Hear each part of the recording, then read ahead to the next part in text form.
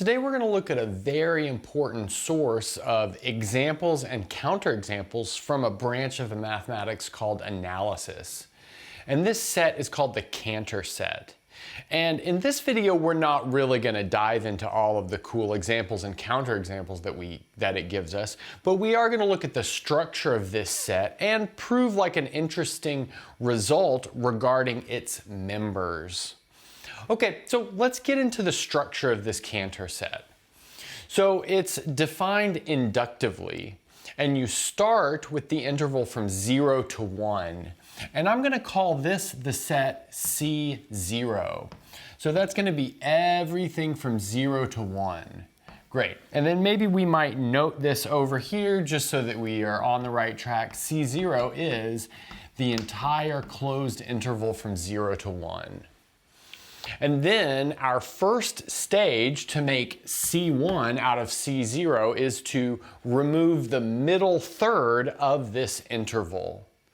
So notice that means we need to break this into thirds first, and after breaking it into thirds, we can, like I said, remove the middle third. So let's see. If we break it into thirds, that's about like this. So since we've got a unit interval, that's easy to see that this should be the number 1/3 and this is the number 2/3. And if we remove that middle third, that means that everything left over will be shaded in this nice magenta color. So this is C1 shaded in our graph. So we could rewrite this as the union of two intervals. So notice C1 is the interval from 0 to 1/3, union the interval from 2/3 to 1. Okay, nice. But now we'd like to remove the middle thirds again. So this part is empty. This is not within the set. So that means we need to remove the middle third of the interval from 0 to 1/3 and the middle third of the interval from 2/3 to 1. So let's bring this 1/3 as well as this 2/3 down, and now we can cut what remains into thirds. So that'll be something there and there. So notice that will make this 1/9, and then this bit right here will be 2/9. Now we need to shade in what's left over. Okay, so that's what happens with this first portion of our interval. We took out the middle third, and we're going to do the same thing over here. So let's see, that'll be right about there and right about there. So now this is going to be 7/9 and 8/9. Now we shade what's left over after removing that middle third, and we've got a nice graphical representation of C2 in this case. And then we could go ahead down here and rewrite this as a union of intervals. So what's that going to look like? Well, we have 0 to 1/9, union 2/9 to 1/3. So that's this first bit. And then after that, we'll have 2/3 up to 7/9. And then we'll union 8/9 up to 1. Now let's graph C3.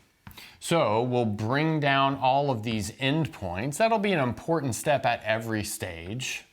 So bringing down the endpoints, we have something like that. So we've got a 9th here, 2/9 here, a 1/3 here, 2/3, 7/9, 8/9, and then finally 1 over there.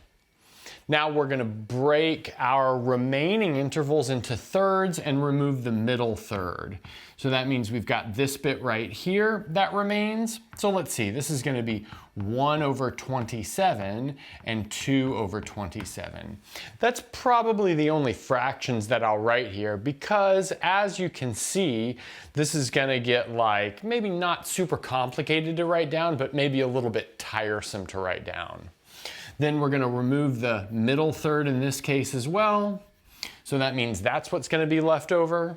We'll remove the middle third here, and we're going to have this bit left over, and finally the middle third here, and we'll have this bit left over. Okay, so that's good. And it looks like I've kind of got ahead of myself, and I don't really want to play this game again because, as you can see, it's going to be hard to write down exactly what's happening with the rest of this. As you can see, it's going to spread out quite a bit. So I just showed how this bit gets cut out with middle thirds into what's left over here, and then that's going to extend all the way down. And the important thing is to get the final Cantor set, we take some sort of limit of this action.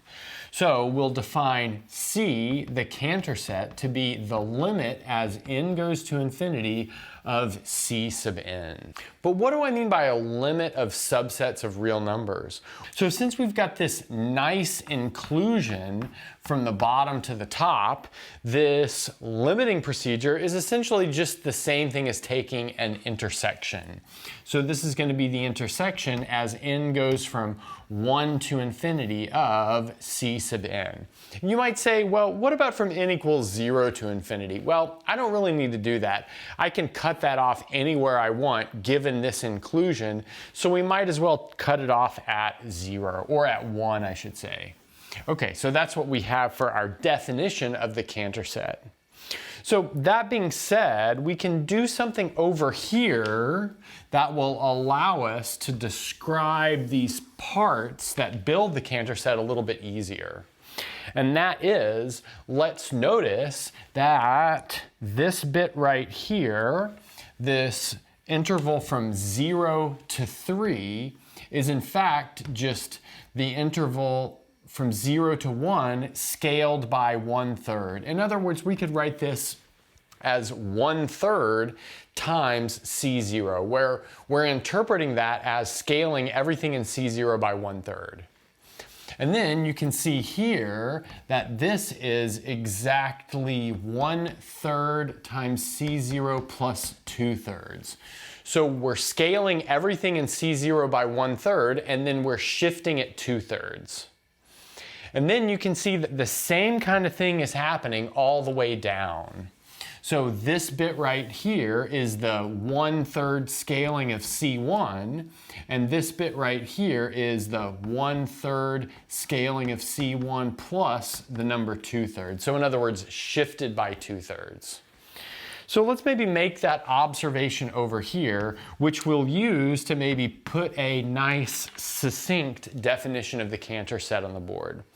And that is that we have Cn plus 1, so the nth step along our removal of middle thirds, is equal to 1/3 Cn, so that means the nth step scaled by 1/3, and then we'll union that with 2/3 plus 1/3 Cn. So in other words, another copy of the nth step that has been scaled by 1/3, and then we shift it by 2/3. Okay, so now that allows us, like I said, to write down a nice definition of the Cantor set. And I'm not sure that this is super standard to write it like this, but it's clearly equivalent to all of the other definitions that I've ever seen. Okay, so let's define C0 to be the interval from 0 to 1, and for n bigger than or equal to 0, we'll define Cn plus 1 to be 1/3 Cn union 2/3 plus 1/3 Cn, where this is described with that scaling and shifting that we had over there. Okay, and then finally, we'll define C, the Cantor set, to be equal to the intersection as n goes from 1 to infinity of Cn. So like I said, this will be the Cantor set. Good. And by construction, we'll notice that this Cantor set is on the interval from 0 to 1. Okay, great. Okay, so now that we've got this all taken care of, I'd like to talk about something called the ternary expansion of the elements of the Cantor set. So our main result for this video will be the following. So if X is an element of the Cantor set, we call that C, then X can be written in ternary using only zeros and twos. So I'll get to what I mean by ternary, but let's see what that means in terms of equations. So x can be written as 0.a1, a2, a3, so on and so forth, base 3, which that's the same thing as saying that x can be written as a1 over 3 plus a2 over 3 squared plus a3 over 3 cubed, where an only contains zeros and twos. In other words, an comes from the set 0 to 2. So this statement right here with equations is the same thing as this sentence up here. Okay, so now our proof will be done with induction on the position of the expansion. So for our base case, we'll show that everything in the first position of the expansion can be taken to be a 0 or a 2. Okay, so let's do that. So let's suppose that x is an element of the Cantor set. But notice, since the Cantor set is defined to be the intersection of all of these, this means that in particular, x is an element of C1. That's that first bit, or that first bit after removing the middle thirds. But let's recall what C1 was by our construction. So it was 0 to 1/3 union 2/3 up to the number 1. Now I'm going to break this into a couple of cases, actually exactly 4 cases. So case number 1 will be the case that x is between 0 and 1/3, but not including 1/3. Okay, but what does that mean?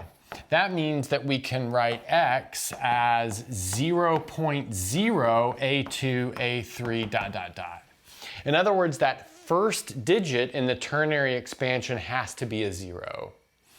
And I'm not going to write down equations, but just to talk through that, if that first equation is a 1 or a 2, if it's not a 0 in other words, then that will make x bigger than or equal to 1/3. That's just based off of this right here. I guess I should point out that in a general ternary expansion, an could also include 1. So the only possibilities for an are 0, 1, and 2, and we want to show that we don't need the 1.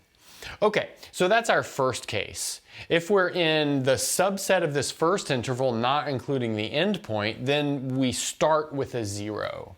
Okay, so now let's look at the second case. That second case will be x equals 1/3. But let's notice that 1/3 can be rewritten as 2 over 9, or maybe I should write this as 2 over 3 squared plus 2 over 3 cubed plus 2 over 3 to the 4th, And that's via geometric series identity. I won't write that out here, but maybe it's on the screen right now. But in ternary expansion, that's exactly equal to 0.02 repeating. Great. So if x is equal to 1/3, we can rewrite it with only 2's. Now let's move on to case number 3. And that is if x comes from the interval from 2/3 to 1, possibly including 2/3 but not 1. So we've got 2/3 is strictly less than or equal to x, so less than or equal to x, which is less than 1. Okay, but that case is pretty similar to case 1. In that case, we see that x is equal to 0.2 a2, a3, So we cannot have it start with a 1, because if it starts with a 1, it'll be less than 2/3. It will be strictly less than 2/3. Of course, unless it ends in all 2's, in which case it's equal to 2/3, and we might as well just write it as 0.2. Okay, so now let's move on to our case number 4, which is the case when x is equal to 1. But in that case, we can expand this as 2 over 3 plus 2 over 3 squared plus ... which is just repeating all 2's. So this would be 0.2 repeating base 3. So 1 is equal to 0.2 repeating base 3, just like 1 is equal to 0.9 repeating base 10. Okay, but notice all four of these cases cover everything from C1, and in every one of those cases, we see that the first digit is always a 0 or a 2, just exactly as needed. So that covers our base case. Now let's move on to the induction step. Okay, so now let's make an induction hypothesis. Let's suppose that every element of the Cantor set, has a 0 or 2 as its kth position, or maybe in its kth position of ternary expansion. Okay, so we need kind of a more general induction hypothesis for this case, but this will be suitable for our induction hypothesis. Okay, so now let's suppose that we've got a new x which is in C. But that means it's in this intersection, so in particular, we know that x is in the set ck plus 1. But now we can write ck plus 1 as 1/3 ck union 2/3 plus 1/3 ck, where there's that shifting and scaling like we talked about before. But that means that we have two cases. X is either in 1/3 ck or x is in 2/3 plus 1/3 ck. And now let's work through both of those. So let's say x is in 2/3. So let's start with this one. X is in 1/3 ck. And let's use the notation here. X is equal to 0.0 a2 a3 all the way up ak plus 1 ... So notice that I put my a1 entry or a1 digit here to be 0. But since x is in 1/3 ck, that means we know x is less than or equal to 1/3. But if x is less than or equal to 1/3 by our previous discussion, we can put a 0 right here in the ternary expansion. Okay, so now let's get to it. Now, x being in 1/3 ck means 3x is in ck, just by kind of the definition of this scaling. But let's also notice that 3x equals 0.a2 a3 all the way up ak plus 1 and then keep going. So notice that multiplying by 3 is the same thing as shifting a decimal point when we're working base 3, which we are working base 3. But let's notice that because of how we've done this shifting, this is in the kth position. So it's not in the kth position of the original number, but it is in the kth position of 3 times the original number. But now we can apply our induction hypothesis to 3x to say that ak plus 1 is in the set 0 to 2. And that's the induction hypothesis being applied to 3x because ak plus 1 is the kth position of 3x. But notice it's the k plus first position of x. So that tells us that the k plus first digit in x is 0 or 2. But that's what's needed to complete this induction step for this first case, of course. Okay, so now let's move on to this second case, which is that case when x is from that set 2/3 plus 1/3 ck.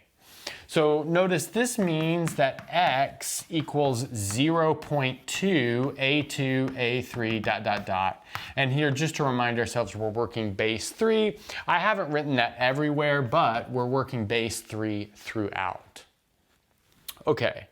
But now let's undo this shifting and scaling, and notice here we have 3x minus 2 comes from the set ck. So that's just based off, like I said, undoing that shifting and scaling. But that means that, let's see, 3x minus 2 is equal to 0.a2 a3 all the way up ak plus 1. Keep going, base 3. And that's of course by multiplying this by 3, which brings the 2 up, it shifts the decimal point, and then we subtract that 2 off. But now we can look and notice that this ak plus 1 is in the kth position of 3x minus 2. But since it's in the kth position of 3x minus 2, and 3x minus 2 is in ck, that means ak plus 1 is equal to 0 or 2. But that means that the k plus first digit of x is 0 or 2 again. And that finishes this inductive argument.